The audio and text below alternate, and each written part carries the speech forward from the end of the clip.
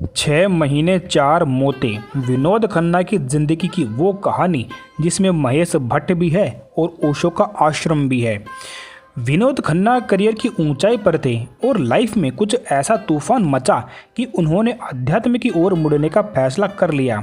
उन्हें हर पल लगने लगा कि अब वो नहीं बच पाएंगे। महेश भट्ट ने हाथ बढ़ाया और उनको आश्रम तक पहुंचा दिया। बॉलीवुड के सबसे हैंडसम मैन में गिने जाने वाले विनोद खन्ना ने अपने करियर की शुरुआत विलन से की थी। विनोद खन्ना ने सुनील दत्त की फिल्म मन का मीत से बॉलीवुड में एंट्री मारी थी। उनके रोल की जमकर तारीफ भी हुई थी। फिल्म मेरा गांव मेरा देश में डकैत की भूमिका से भी उन्होंने दर्शकों का खूब दिल जीता। बाद में वो लीड रोल में भी नजर आने लगे और फिर अमर अकबर एंथनी, मुकद्दर का सिकंदर, द बर्निंग ट्रेन जैसी कई शानदार फिल्में कर डाली। विनोद खन्ना का करियर एक तरफ पीक पर था और उनके सामने फिल्मों की ऑफर्स की लाइन लगी रहती थी। इसी बीच उनके संन्यास लेने की खबरों ने इंडस्ट्री और उनके फैंस के बीच में खूब भूचाल मचा दिया था। विनोद खन्ना के स्टारडम का किस्सा जोरों पर था कि अचानक 80 के दशक में उनके सन्यासी बनने की खबर ने हलचल मचा दी। किसी को ये पूरी कहानी पब्लिसिटी स्टंट लगने लगी तो किसी को लग रहा था कि उनकी दिमागी हालत खराब हो रही है। बात भी ऐसी ही थी क्योंकि बॉलीवुड में इससे पहले इतना बड़ा स्टार अपने करियर की इस ऊंचाइयों तक पहुंचने के बाद कभी भी इस तरह वापस नहीं लौटा था। विनोद खन्ना के बेटे अक्षय खन्ना ने पापा की पूरी कहानी खुद सुनाई थी। बताया जाता है कि 80 के दशक में विनोद खन्ना की मां का निधन हो गया था, जिसके बाद में वो एकदम टूट गए थे। कहते हैं कि आलिया भट्ट के पापा महेश भट्ट ने उन्हें ओशो रजनीश के पास में ले गए थे, उनके बारे में बताया था। एक इंटरव्यू में महेश भट्ट ने कहा था कि कई लोग नहीं जानते कि मैं ही विनोद खन्ना को ओशो के आश्रम में लेकर गया था। अक्षय कुमार ने पापा के बारे में कहा था कि विनोद खन्ना ओशो से इतने ज़्यादा प्रभावित हुए कि उन्होंने परिवार तक को छोड़ दिया और जाकर के संन्यास ले लिया।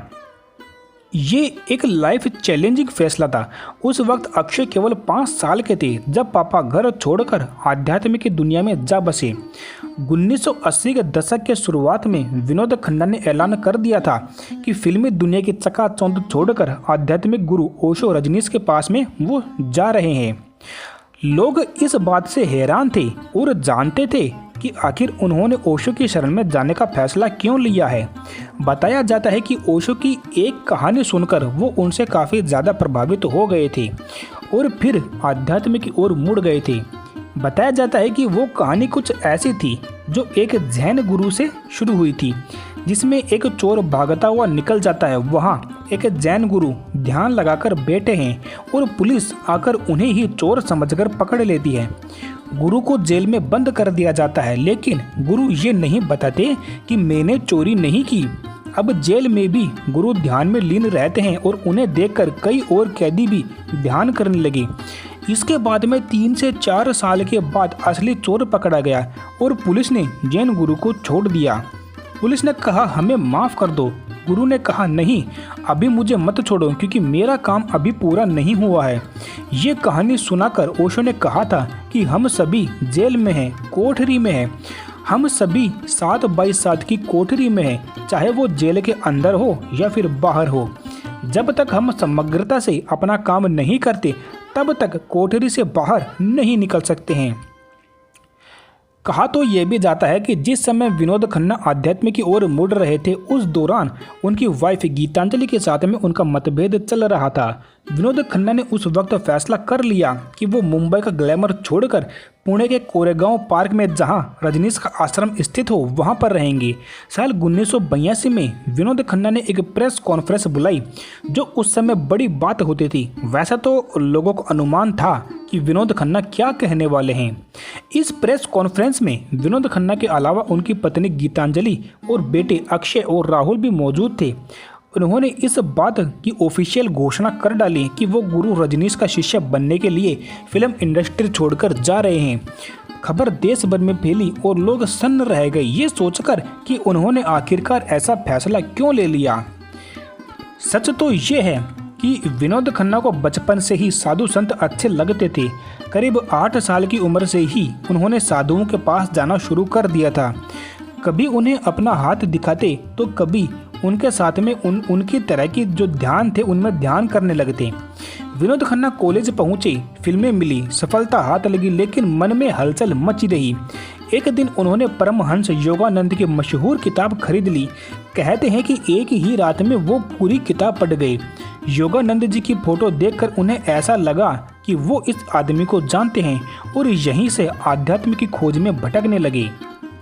तब वहाँ विजय आनंद ओशो से संन्यास ले चुके थे और महेश भट्ट भी ओशो को काफ़ी सुना करते थे। ये दोनों ही विनोद के अच्छे दोस्त थे और इनके साथ ही वो पुणे पहुँचे, जहाँ से उन्हें ओशो के कैसेट्स खरीदने को मिले। उनके प्रवचनों को सुनकर विनोद के मन में जितने सवाल थे उन सभी का उन्हें जवाब मिल गया। 6-7 महीने में 4 लोगों की मौतें हो गई। विनोद खन्ना ने अपने इंटरव्यू में कहा था कि मेरे परिवार में 6-7 महीने में 4 लोग एक के बाद एक करके गुजर गए, जिसमें मेरी माँ, मेरी एक अजीज बहन थी। मेरी जड़ें हिल गई। मुझे लगने लगा कि बस अब एक दिन मैं भी मर जाऊंगा। दिसंबर 1975 में मैंने एकदम से ये तय किया कि मुझे ओशो के पास जाना है। इसके बाद जब वो दर्शन के लिए पहुंचे तो ओशो ने पूछा, क्या तुम संन्यास लेने के लिए तैयार हो? तो विनोद ने जवाब दिया, मुझे पता नहीं, लेकिन आपके प्रवचन मुझे बहुत अच्छे लगते हैं। ओशो ने उनसे संन्यास लेने की बात कही और वो तुरंत तैयार हो गए। आश्रम में टॉयलेट और बर्तन तक साफ किया करते थे विनोद। बताया जाता है कि इस दौरान उन्होंने अपना नाम स्वामी विनोद भारती रख लिया था। उन्होंने आचार्य रजनीश के साथ कई जगहों का दौरा भी किया। विनोद खन्ना ओशो की शरण में जाने के लिए अमेरिका तक चले गए थे। वहाँ विनोद माली का काम किया करते थे। इसके अलावा आश्रम में वो टॉयलेट और बर्तन तक साफ किया करते थे। बॉलीवुड में कमबैक करने के लिए तैयार। वहाँ 4 से 5 साल बिताने के बाद वो वापस से भारत लौट आए। हालांकि विनोद खन्ना ओशो आश्रम से जुड़े विवादों के बाद बॉलीवुड में कमबैक करने के लिए तैयार थे।